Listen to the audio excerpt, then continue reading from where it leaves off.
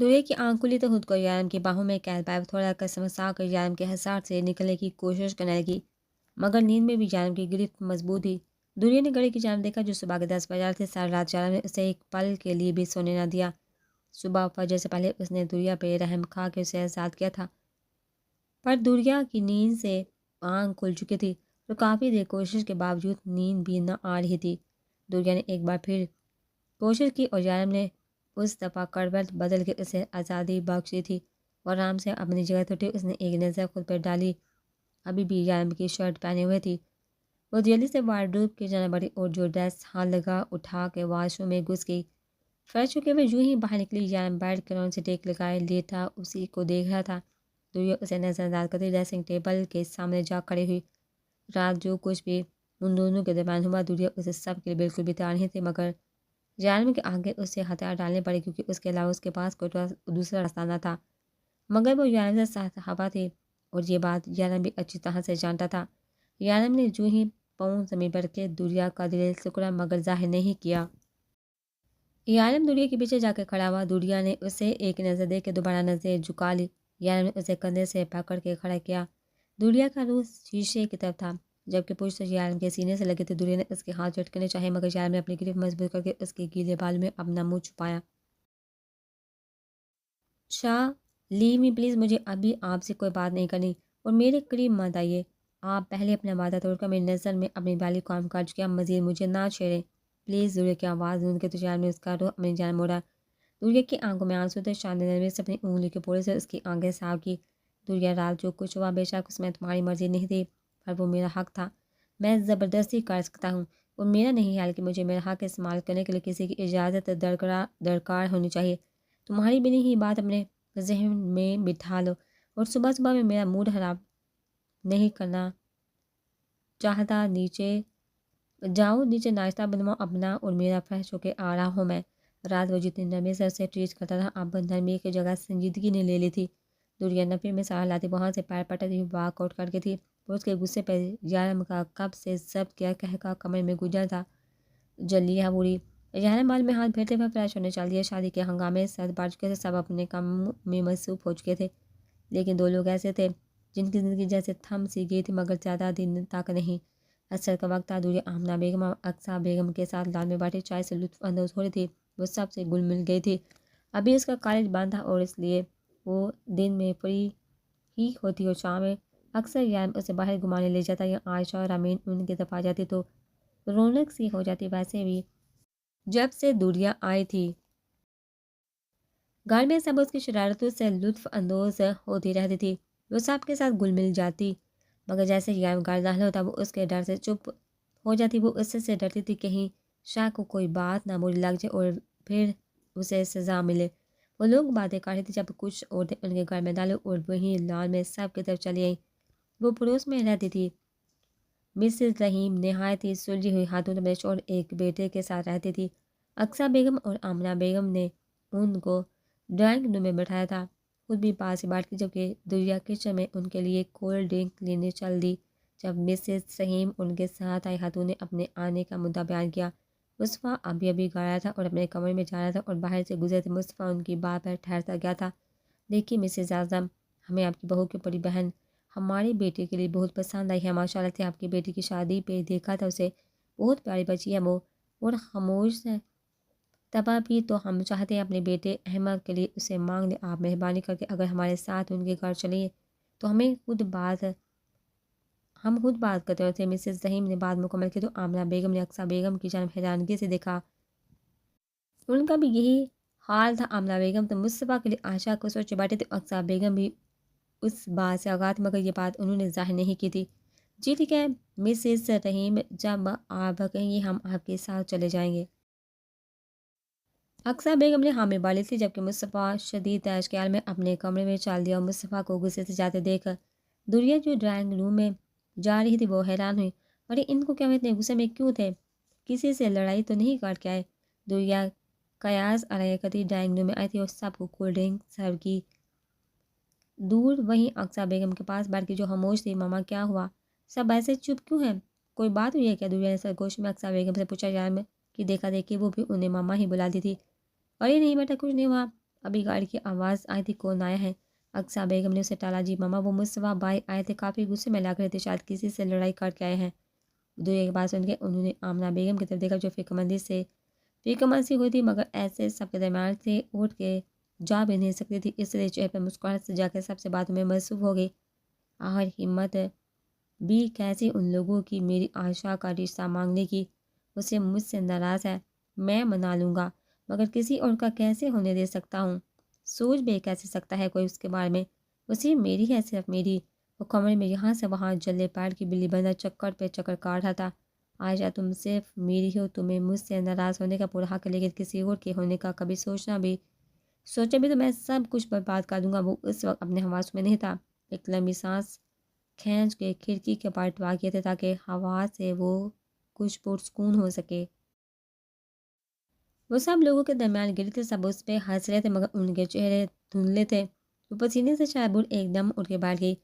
کتنے دن سے وہ یہ خواب دیکھی تھی، وہ مسلسل اس کے سر میں درد رہتا، وہ جتنی پین کلرز لیتی مگر کچھ دیر کے لیے درد کم ہوتا، پھر سے ویسے ہی درد ہوتا۔ آج مجھے کچھ سمجھ کیوں نہیں آ رہا، کون ہے وہ سب لوگ، کیا چاہتے ہیں وہ مجھ سے؟ وہ رو رہی تھی، روتے روتے اس کا گلا خشک ہوا۔ سب سائڈ ٹیبل سے پانی اٹھا کے پیا، رات کے 2 بجے تھے۔ عائشہ اس کے قریبی گہری نیند میں تھی۔ رامین اسے ایک نظر دے کے واپس سونے کے لیے لیٹ گئی، مگر اب ساری رات اسے نیند نہیں آنے والی تھی، اس کا سر درد سے پھٹ رہا تھا، مگر وہ نظر انداز کرتی بحث پڑی رہی۔ 2 دن سے مصطفیٰ شدید بخار میں مبتلا تھا، سب گھر والے پریشان تھے۔ ڈاکٹر کا کہنا تھا کہ اس نے کسی چیز کو اپنے دماغ پر اس قدر سوار کر لیا کہ اس کا بخار ٹوٹنے کا نام نہیں لے رہا۔ سب بوجھ بوجھ کے تھک چکے تھے، مگر اس کی چپ نہ ٹوٹی۔ رات کے 12 بجے دوریا کمرے میں داخل ہوئی تو یانب کو صوفے پر بیٹھے دیکھا، وہ کسی گہری سوچ میں غرق تھا کہ اس نے دوریا کے آنے کا بھی نوٹس نہ لیا۔ ڈریسنگ روم کی جناب بڑھ کے ڈریس چینج کر کے وہ واپس کمرے میں آئی تو یانب کو خنوز ایسے ہی بیٹھے دیکھ اس کے قریب آئی۔ شاہ، کیا ہوا، آپ ایسے کیوں بیٹھے، کیا سوچ رہے ہیں؟ دوریا اب یارم سے نارملی ہی بات کر دی۔ عائشہ نے اسے بہت سی باتیں سمجھائی تھی جن کے بعد وہ کوشش کرتی کہ یارم اس کی وجہ سے غصہ نہ ہو۔ کبھی کبھی وہ گھبرا جاتی، جب وہ غصے میں ہوتا تو وہ چپ رہتی، مگر پچھلے 2 دن سے وہ سخت پریشان تھا۔ دوریا کی باتوں کا جواب بھی بس ہوں ہاں میں دے دیتا، اور دوریا ایک دم سے اس کا بدلاؤ دیکھ کے حیران تھی، مگر پوچھنے کی غلطی نہ کی۔ پر آج وہ اس کے قریب بیٹھی اس کے بازو پہ ہاتھ کے پوچھی تھی۔ یار نے اسے دیکھا اور نفی میں سر ہلا دیا۔ کچھ نہیں ہوا میری جان، کیوں پریشان ہو رہی ہو؟ جاؤ جا کے سو جاؤ، مجھے ابھی نیند نہیں آئی۔ دوریا کے گال تھپ تھپا کے اسے وہاں سے اٹھایا۔ پہلے تو وہ چپ چاپ یارم کو دیکھتی رہی، مگر پھر تن فن کرتی اٹھ کے اپنی جگہ پہ آئی۔ وہ یارم کی طرف سے رخ موڑ کے سو گئی۔ جانتے بھی ہیں کہ مجھے ان کے بازو پہ ہی نیند آتی ہے، پھر بھی کہہ رہی ہیں جا کے سو جاؤ۔ عادتیں بگاڑ کے رکھ دی ہیں میری، اور اب اکیلی نیند بھی نہیں آتی۔ دوریا غصے سے منہ ہی منہ میں بڑبڑا رہی تھی جب یارم نے اسے پیچھے سے گلے سے لگایا۔ کیا ہوا میرا بچہ، غصہ کیوں ہو رہا ہے، نیند بھی نہیں آ رہی میری جان کو؟ یارم نے اس کے سر پہ بوسہ دیا تو دوریا نے رخ موڑ کے یارم کو غصے سے دیکھا اور پھر رخ موڑ گئی۔ مجھ سے غصہ ہو، پر کیوں، میں نے تو کچھ بھی نہیں کیا۔ اب تو پھر بتاؤ مجھے۔ یارم نے اس کا رخ اپنی جانب موڑا۔ دوریا، کیا ہوا، کیوں منہ بنا ہوا ہے، غصہ کیوں ہو؟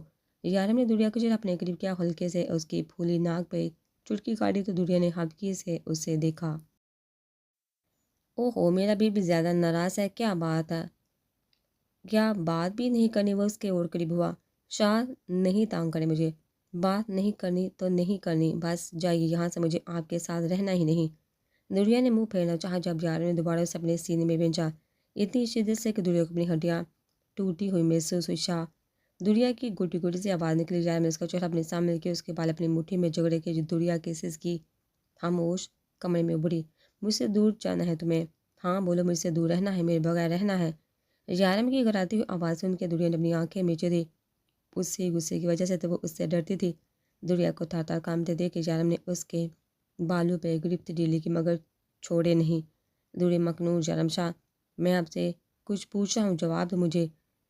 یارم دوریا کے اوپر جھکا سر آنکھ کے لیے اسے گھورتے ہوئے پوچھا تھا، اور دوریا میں جواب دینے کی ہمت ہی کہاں تھی۔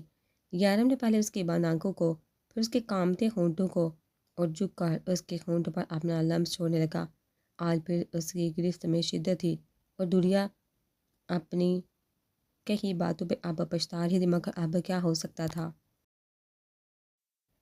یارم نے اس کے بالوں میں اپنا چہرہ چھپایا۔ میں نے منع کیا تھا نا کہ مجھ سے دور جانے کی بات کبھی مذاق میں بھی مت کرنا، ورنہ مجھ سے برا کوئی نہیں ہوگا، مگر تمہیں سمجھ ہی نہیں آتی، دل جلاتی ہوں میرا اور پھر سزا بھی تمہیں ہی سہنی پڑتی ہے۔ آج بھی تم میری شدتیں برداشت کرو گی اپنے نازک وجود پہ، اور مجھے ذرا افسوس نہیں ہوگا کہ میں نے غلط کیا، کیونکہ یہ تمہاری سزا ہے۔ کمرے میں صرف یارم کی سرگوشیاں سنی جا سکتی تھی جبکہ دنیا نے سانس تک روک لی، اپنے وجود پہ، چہرے پہ، گردن پہ، اپنے ہونٹوں پہ یارم کا لمس محسوس کرتی وہ صرف یارم کے بارے میں ہی سوچی تھی۔ اگلے روز دنیا کی آنکھ کھلی تو یارم آفس جانے کے لیے تیار تھا، مگر نہ جانے کیا ڈھونڈا تھا جو مل کے نہ دے رہا تھا۔ دنیا ساری رات ایک پل کے لیے بھی نہ سوئی اور ابھی کچھ دیر پہلے ہی اس کی آنکھ لگی تھی، مگر پھر یارم کی پٹک پٹک سے آنکھ کھل گئی۔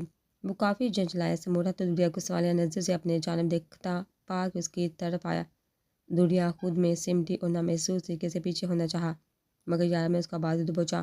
میرا سیکرٹ لاکر کس نے کھولا تھا؟ کون آیا تھا میرے کمرے میں؟ مگر نہیں، میرے کمرے میں تمہارے علاوہ کوئی نہیں آتا، تو اب تم بتا رہی ہو جانے کہ میرا لاکر کس نے اوپن کیا؟ یارم کی سرد نظریں دنیا پہ ہی ٹکی تھی، جس کے ماتھے پہ مارے ڈر کے ٹھنڈے پسینے آ رہے تھے۔ شاہ وہ میں نے ابھی اس کی بات مکمل ہوئی بھی نہ تھی کہ یارم اسے بڑھ پر اٹھا۔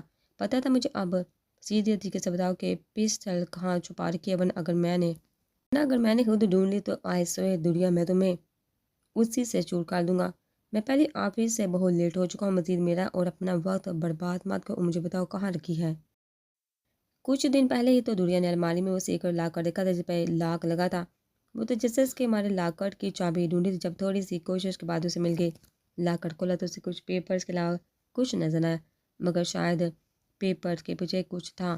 اس نے وہ پیپرز وہاں سے نکالے تو پیچھے ایک پسٹل رکھی تھی، جسے دیکھ کے وہ دنیا کا سانس رکا۔ اسے لگا کہ اگر یارم کے پاس یہ پسٹل ہوئی تو وہ اس سے کسی کو بھی قتل کر سکتا ہے، اور اگر کبھی غصے میں مجھے ہی گولی مار دی تو۔ یہ سوچ آتے ہی دنیا نے وہ پسٹل وہاں سے قابو کر لی تھی اور گھر کے پچھلے بنے اسٹور روم میں موجود سامان کے پیچھے پھینک دی تھی۔ دنیا میں نے پوچھا پسٹل کہاں ہے؟ جواب دو، یارم نے دوبارہ اس کا بازو دبوچا۔ وہ تو میں نے اسٹور روم میں سامان کے پیچھے پھینک دیا تھا، مجھے لگا کہ کہیں غصے میں آپ مجھے ہی شوٹ نہ کر دے۔ توڑ کے لفظ ادا کرتی ہے وہ بولی تو یارم کا دل کیا اپنا ماتھا پیٹ لی۔ اف میرے خدا، کب عقل آئے گی تمہیں؟ دنیا، وہ میں نے اپنی سیفٹی کے لیے رکھا تھا، اب وہاں اسٹور روم میں کہاں سے ڈھونڈوں گا میں؟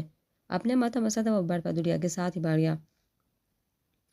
دنیا نے اسے سر تھامے دیکھا تو ڈرتے ڈرتے اس کے کندھے پر ہاتھ رکھا۔ آئی ایم سوری شاہ، اس کی بھیگی آواز پر یارم نے اس کی طرف دیکھا۔ موٹی موٹی آنکھیں جو رات جاگنے کی وجہ سے سرخ ہو رہی تھی، اب ان میں آنسو جمع ہو رہے تھے۔ یارم کے دل کو جیسے کسی نے مٹھے میں مسلا تھا۔ یارم نے اسے سینے سے لگایا تو دنیا کی آنکھوں سے آنسو بہہ نکلے۔ اٹس اوکے میری جان، بلکہ آئی ایم سوری، مجھے اتنا غصہ نہیں کرنا چاہیے تھا، پر مجھے ضرورت تھی اس کی اس وقت، اس لیے میں نے تمہیں ہرٹ کر دیا، ریئلی سوری۔ اس کی پیٹھ پہ ہلکے سے ہاتھ تھپتھپاتا وہ بولا تو دنیا نے سر اٹھا کے یارم کو دیکھا۔ یارم کے چہرے پہ واقعی شرمندگی صاف دیکھی جا سکتی تھی۔ دنیا نے اسے دیکھ کے ایک ہلکی سے سمال پاس کی تو یارم نے اسے دیکھا اور اسے اپنی ران پہ بٹھایا اور بازو اس کے گرد پھیلائے۔ یارم نے اس کی گردن سے بال ہٹا کے پیچھے کیے تو بائیں طرف دانتوں کے نشان اور زخم دیکھ کے اس نے دنیا کی طرف دیکھا تو وہ ہلکا سا مسکرائی۔ یارم نے اس کے زخموں پہ اپنے لب رکھے تو وہ ہلکی سی سسکی۔ شاہ، درد ہو رہا ہے؟ دنیا نے اسے پیچھے ہٹانا چاہا، مگر وہ ویسے ہی اس کے زخموں پر مرہم رکھتا رہا۔ دنیا نے سر اس کے کندھے پر رکھ دیا تھا۔ یارم نے اسے دیکھا، ہاتھ بڑھا کے بیٹھ کے سائڈ ٹیبل سے موبائل اٹھا کسی کو کال ملائی۔ ہیلو عمر، میری آج کی ساری میٹنگز کینسل کر دو، میں آفس نہیں آ رہا۔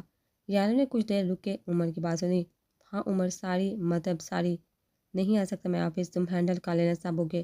یارم نے کال کاٹ کے موبائل آف کر دیا۔ واپس دنیا کی طرف متوجہ ہوا جو اس کے گلے میں بازو کا ہاتھ ڈالے اس کے کندھے سے سر ٹکائے سو چکے تھے۔ آئی ایم سوری ڈال، I am sorry, very sorry, میری وجہ سے تمہیں اتنا درد ہوا، آئی ایم سوری میری جان۔ یارم نے اس کے گال پہ ہلکے سے بوسہ دے کے اسے خود میں سمیٹا۔ ایک آوارہ آنسو اس کی آنکھ سے نکل کے دنیا کے بالوں میں جذب ہوا تھا۔ ایک ہفتہ ہو چلا تھا مصطفیٰ کی طبیعت اب قدرے بہتر تھی۔ وہ صبح بنا ناشتہ کیے ہی جلدی آفس کے لیے نکل گیا تھا۔ سارا دن آفس میں مصروف رہنے کے لیے خود کو کام میں بزی کر لیا تھا، مگر پھر بھی دھیان بھٹک کے آج شاہ کی طرف جاتا رہا۔ شام کو آفس سے نکل کے وہ سمندر کنارے آیا تھا۔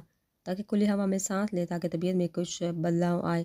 رات 10 بجے کے قریب وہ گھر پہنچا تو سب لاؤنج میں بیٹھے رات کی چائے سے لطف اندوز ہو رہے تھے۔ وہ بھی وہاں سب کے پاس بیٹھ گیا۔ آمنہ بیگم نے اپنے بیٹے کو دیکھا، جس کا ایک ہفتے میں ہی سارا ذرا سا منہ نکل آیا تھا۔ وہ سب کے ساتھ خوش گپوں میں مصروف تھا، لیکن اس کی آنکھیں بجھی بجھی سے تھی۔ وہ اون سے کچھ بات کر رہا تھا جب دوریا ایک پلیٹ میں مٹھائی رکھ کے اس کے سامنے آن کھڑی ہوئی۔ مصطفیٰ بھائی، یہ لے مٹھائی کھائیے، ایک گڈ نیوز ہے آپ کے لیے، دوریا چاہے گی اور یارم کا دل کیا اسے وہاں سے غائب کر دے۔ بل ابھی کیا ضرورت ہے یہ شوشہ چھوڑنے کی؟ لیکن گڑیا کون سی گڈ نیوز ہے یہ تو بتاؤ۔ مصطفیٰ نے تھوڑا سا منہ بگاڑا اور پوچھا۔ دوریا نے اس کے ساتھ بام بولا تھا، آپ کو پتہ ہے آج شابی کی بات پکی ہو گیا، وہ بھی ہمارے جو پڑوس میں ہے نہ، ان کے گھر۔ اف میں کتنی خوش ہوں، وہ ہمیشہ کے لیے میرے پاس آ جائیں گی۔ آج صبح ہی تو مسز رحیم ان کے گھر آئی تھی اور اقصیٰ بیگم نے اسے بھی ساتھ چلنے کو کہا تھا، مگر وہ نہیں جانتی تھی کہ وہ کس لیے وہاں جا رہی ہیں۔ وہاں جا کے مسز رحیم نے کاش بیگ اور ان کی بیگم سے بات کی تو انہوں نے اپنی رضامندی دے دی۔ انہیں اور کیا چاہیے تھا سوائے اپنی بھتیجیوں کے جائیداد کے، جو وہ ان کی شادی کے بعد حاصل کر سکتے تھے نہایت آسانی سے۔ انہوں نے ایک دفعہ فارمیلٹی پوری کرنے کے لیے عائشہ سے بھی پوچھا تھا اور اس نے بنا کچھ کہے ہاں بھی کر دی تھی۔ مسز رحیم کافی خوش تھی اور جلد ہی کوئی رسم کرنا چاہتی تھی۔ وہ اگلے دفعہ اپنے شوہر کے ساتھ آنے کا کہتے وہاں سے آ گئی تھی۔ دوریا اپنی بات مکمل کر دی، واپس اپنی جگہ بیٹھ گئی تو مصطفیٰ کے گلے میں پھندا سا لگا، مطلب جس چیز کا اسے ڈر تھا وہی ہوا تھا۔ یہ سب یقین عائشہ نے اس کی ضد میں کیا تھا۔ یارم نے ایک نظر اس پر ڈالی، اس کے چہرے پہ ایک تاریک سایہ چھایا ہوا تھا۔ یارم کوئی سوتا ہوا اپنے کمرے میں چل دیا۔ اب اسے عائشہ سے بات کرنی تھی۔ سب اپنے اپنے کمروں کی جانب بڑھ گئے تھے۔ وہ بھی تھکے تھکے قدم اٹھاتا ہوا وہاں سے اپنے کمرے میں چل دیا۔ یہ بہت برا کیا ہے آپ نے عائشہ، بہت برا۔ آپ مجھ سے ناراض رکھتی ہیں، بلکہ کسی اور کو کبھی نہیں، میں ایسا ہونے نہیں دوں گا۔ بہت کالی آپ نے اپنی بات، اب میری باری ہے۔ کمرے میں یہاں سے وہاں ٹہلتا وہ سے باتیں کرتا عائشہ کے بارے میں ہی سوچ رہا تھا۔ نہ جانے کل کا سورج ان کے لیے کیا لے کے آنے والا تھا۔ دوسری طرف عائشہ بھی اسے جنگ کرنے میں مصروف تھی۔ انہیں رشتے کے لیے ہاں تو کر لی تھی، مگر اس کا دل مطمئن نہیں تھا۔ اسے رہ رہ کے مصطفیٰ کا خیال کھائے جا رہا تھا۔ نہ جانے وہ کیا ری ایکشن دے گا اس کے اس فیصلے پہ۔ بے شک اس نے زبان سے کچھ نہیں کہا تھا، مگر اس کی آنکھیں ظاہر کرتی تھی کہ وہ بھی عائشہ کے لیے جذبات رکھتا ہے۔ رامین نے صبح سے اس کا جینا عذاب کیا ہوا تھا۔ بار بار آتے جاتے کوئی نہ کوئی زمانی جملہ احمد کے نام سے منسوب کرتی اس کے کان میں پھونک رہی تھی۔ کئی دفعہ عائشہ سے ڈانٹ بھی کھا چکی تھی، مگر اتنی جلدی وہ کچھ مان جائے ایسا ہو سکتا تھا بھلا؟ عائشہ نے گھڑی کی جانب دیکھا جو صبح کے 5 بج رہے تھے، مگر اسے ابھی تک نیند نہیں آئی تھی۔ کروٹ پہ کروٹ بدلتے وہ اٹھ کے وضو کرنے کے گھر سے واش روم میں گھس کے واپس آ کر جائے نماز بجا کے نماز کی نیت باندھی تھی۔ نماز ختم کر کے وہ ہاتھ دعا کی شکل میں باندھ کے خاموش بیٹھ گئی۔ اسے سمجھ نہیں آئی کہ دعا میں کیا مانگے، اور پھر بنا کوئی دعا مانگے وہ واپس اپنی جگہ پہ آ کے لیٹ گئی اور بلاہر نیند کی دیوی اس پہ مہربان ہوگی۔ صبح کے 10 بجے عائشہ کی آنکھ کھلی تو وہ جلدی سے اٹھ کے فریش ہونے چل دی تھی۔ واپس آ کے نیچے چلے گئی جہاں رامین حتیجہ بیگم کے ساتھ کچھ باتیں کر رہے تھے۔ ریبیہ آپ اٹھ کے میں ناشتہ بنواتی ہوں آپ کا۔ پھر چچی جان کہہ رہی ہیں کہ انہیں کچھ خریداری کرنی ہے تو آپ اور میں ان کے ساتھ چلے۔ نہیں رامین، میں صرف چائے پیوں گی، ابھی تم اور چچی جان چلے جاؤ، میرا بالکل موڈ نہیں، سال میں درد ہے، رات دیر سے سو بھی نہیں پائی۔ عائشہ اسے بتا رہی تھی اور رامین نے اس کی حالت دیکھ کے واقعی وہ کمزور لگ رہی تھی۔ زرد رنگ کے سوٹ میں اس کا چہرہ بھی بالکل زرد لگ رہا تھا۔ سوجی آنکھیں اس سرخ ہوتے پپوٹے راہ میں اس کے قریب اس کا ماتھا چھوا۔ ابھی آپ کو بخار ہے، چلیے ہم پہلے ڈاکٹر کے پاس جائیں گے۔ رامین فکر مندی سے کہتے اسے لیے سے پر بیٹھی۔ حتیجہ بیگم نے بھی اس کی حالت نوٹ کی تھی، مگر کہا کچھ نہیں۔ نہیں رامین، میں ٹھیک ہوں، تو فکر مت کرو چچی جان آج آپ رامین کو لے جائیے ساتھ، آج میں نہیں جا پاؤں گی۔ عائشہ نے چچی کی طرف دیکھا جنہوں نے اس بات میں سہ لایا۔ ہاں ٹھیک ہے، میں رامین کو لے جاتی ہوں، جاؤ رامین تیار ہو کے آؤ، میں بھی بیگ وغیرہ لے کے آتی ہوں، پھر چلتے ہیں۔ حتیجہ بیگم اپنے کمرے کی جانب بڑھ گئی تو عائشہ نے رامین کو تسلی دے کے کمرے میں بھیجا تھا اور کچن میں آ کے اپنے لیے ایک کپ چائے بنانے لگی۔ چائے بنا کے ساتھ میڈیسن اور ایک گلاس پانی کا لے کے وہ لاؤنج میں ہی چلے جب رامین اور حتیجہ بیگم بھی آ گئی۔ فائق ایک ہفتے سے اپنے دوستوں کے ساتھ شمالی علاقہ جات کی سیر کو گیا ہوا تھا، جبکہ کاشف بیگم اپنے آفس اس لیے وہ لوگ ڈرائیور کے ساتھ گئی تھی۔ ابھی انہیں گئے 10 منٹ ہی ہوئے تھے جب مصطفیٰ نے لاؤنج میں قدم رکھا۔ 400 خاموشی کر رہا تھا مگر پھر اس کے نگاہ بٹر کے سر پر کے صوفے پر پڑی اور وہی جم کی آنکھیں بند کی زرد لباس پہنے بنا میک اپ کے بالوں کی ڈیلی چھوٹی آگے کو کر رکھی تھی. چائے کا حال کپ سامنے ہی رکھا تھا جبکہ وہ آنکھیں مدد صوفے کی بوسے ٹیک لگائے بیٹھی تھی. مصطفیٰ بےحد اس کی جانب بڑھا اور اس کے قریب جا کر کھڑا ہوا. کسی کی موجودگی محسوس کر عائشہ نے بلکہ واقعی مگ مصطفیٰ کے سامنے دیکھ کے اپنی جگہ سے اچھلی. آپ یہاں اس وقت کیا کریں؟ گھر پہ کوئی نہیں، آپ پلیز جائیے یہاں سے، اگر کسی نے دیکھ لیا تو جانے کیا سوچے گا. عائشہ نے کچن کے دیکھا جہاں ملازمہ کام میں مصروف تھی. مصطفیٰ نے ایک نظر پیچھے مڑ کے کچن کی جانب دیکھا اور عائشہ کا ہاتھ پکڑتا اسے کمرے میں لیا. بخار کی وجہ سے اس میں اتنی ہمت نہ تھی کہ مصطفیٰ کا ہاتھ جھٹکتی. اس کے کمرے میں لا کے مصطفیٰ نے اس کا ہاتھ چھوڑا تھا اور دباتا ہلکے سے باندھ تھا. اس کے قریب ہوا. عائشہ نہ محسوس طریقے سے پیچھے ہوئی تھی. مصطفیٰ وہیں رک گیا. آپ یہاں کیوں ہیں؟ پلیز جائیے، مجھے آپ سے کوئی بات نہیں کرنی، اور اگر کسی نے دیکھ لیا تو آپ کا کچھ نہیں جائے گا مگر میری عزت پہ ایک داغ ضرور لگ جائے گا. Please leave. عائشہ غصے سے کہتے روم موڑ کی. مصطفیٰ جو اپنے دل کے کہنے پہ وہاں کھینچا چلایا تھا اب اس کا دل جیسے ٹکڑوں میں بانٹ کے میں صرف یہ پوچھنے آیا ہوں آپ نے احمد کے لیے ہاں کیوں کی؟ آپ جانتی تھی نا کہ میرے دل میں آپ کے لیے کیا فیلنگس ہیں. یہ ٹھیک ہے میں نے نہیں بتایا آپ کو مگر میں چاہتا ہوں کہ آپ میرے جذبات سے ناواقف نہیں تھی.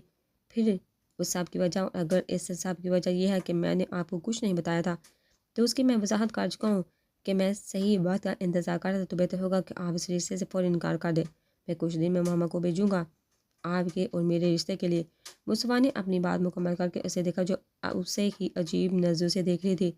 مصطفیٰ نے آپ کو اچکا تو آپ کو یہ خوش فہمی بلکہ غلط فہمی کیوں ہے کہ میں اس رشتے پکا کرنے پہ منع کروں گی؟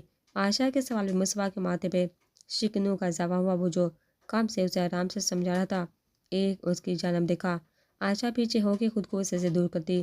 مصطفیٰ نے اس کا بازو بوچھا سے اپنے قریب کیا. عائشہ اس کے باری گرم سان سے اپنے چہرے پہ محسوس کو اپنے ہاتھ چھڑوانے کی تگدو کرنے لگی مگر اس کی گرفت سے سخت تھی.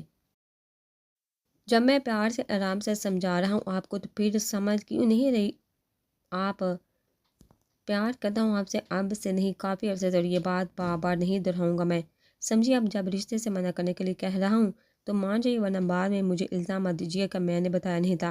اور یہ بات ہوتا ہے کہ آپ میری نہیں ہوئی تو نہ میں خود کو زندہ چھوڑوں اور نہ اس کو جس کے لیے آپ مجھے اگنور کر رہی ہیں. اور میں مذاق بالکل نہیں کر رہا. امید ہے آپ سمجھ گئی ہوں گی. اس کو غصے میں گھوٹے میں مصطفیٰ نے کہا تو اس کی باتیں سن کے عائشہ جہاں کی تہاں رہ گئی. مصطفیٰ نے اس کی آنکھوں میں دیکھا ہلکے سرخ ڈورے اور تبتا جسم. اس کے قریب ہوا تو عائشہ ہوش میں آتی اپنا منہ پیچھے کو کیا مگر مصطفیٰ نے دوسرے ہاتھ سے اس کا چہرہ اپنے قریب کیا. عائشہ غصے سے اسے دیکھتی پیچھے کو ہی پر مصطفیٰ نے اس کی کوشش ناکام بنا دی. وہ اس کی کوششوں کو دلچسپی سے دیکھے تھا. مصطفیٰ پلیز چھوڑیے مجھے، کیا کریں آپ کوئی دیکھ لے گا. لیو میں عائشہ اب کے التجائی انداز میں بولی تو مصطفیٰ کو اس پہ ترس آیا مگر گرفت ڈھیلی کرنے کی بجائے اور ساتھ کی تھی کہ عائشہ سسکی ابری ابھی سے سسک رہی ہیں آپ؟ ابھی تو میں نے کچھ کیا بھی نہیں، ویسے کچھ زیادہ ہی حسین لگ رہی آپ. مصطفیٰ نے اس کے چہرے پہ آتے لڑکے اس کے کان کے پیچھے ہٹا تو عائشہ نے اس کا ہاتھ جھٹکا. مصطفیٰ کیا کریں مت چھوئے مجھے، بازو چھوڑی میرا ورنہ مجھ سے برا کوئی نہیں ہوگا. اپنے بازو سے اس کا ہاتھ جھٹکنے کی کوشش کرنے لگی مگر اس کی تمام کوشش کو مصطفیٰ ناکام بناتا. اس کے دوسرے ہاتھ کو بھی اپنی گرفت میں لے کے اسے دیوار سے لگا گیا. وہ دان بان سے لڑکی مصطفیٰ کے چوڑے اور کچادہ سینے میں چپ سی گئی تھی. یہ ہاتھ چھوڑنے کے لیے نہیں پکڑا میں نے. جیری جتنی جلدی یہ بات سمجھ اتنا ہی اچھا ہے آپ کے لیے ورنہ میں ابھی نمی سے پیشانہ سردی کرنا نہیں چاہتا. امید ہے سمجھ گئی ہوں گی آپ.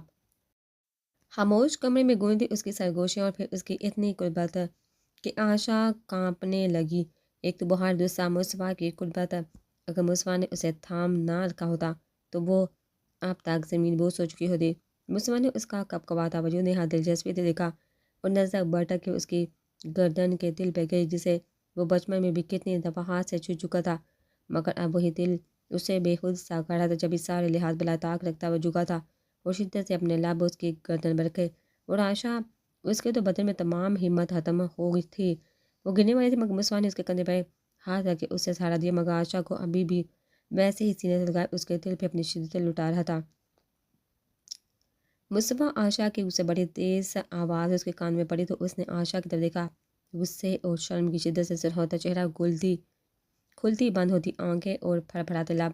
مصطفیٰ نے دونوں ہاتھوں میں اس کا چہرہ بڑھا اور نرمی سے اس کی آنکھوں کو چھوا۔ عائشہ کے لیے بے جان ہوتی ٹانگوں کے ساتھ مزید کھڑا ہونا ناممکن تھا۔ جب مصطفیٰ نے اس کے ہاتھ اپنے کندھوں پہ ہاتھ رکھے، آنکھوں سے ہوتی اس کی نظر عائشہ کے لبوں تک گئی تھی۔ مصطفیٰ نے جو ہی اپنی تشنہ لب اس کے لبوں پر رکھ کے عائشہ کی جان نکلی، کیونکہ اس کی پکڑ میں شدت تھی۔ اس کی سانسیں اکھڑی مگر مصطفیٰ ہاتھ تھاما اصل ہی بغیر اپنی پیاس بجھاتا رہا۔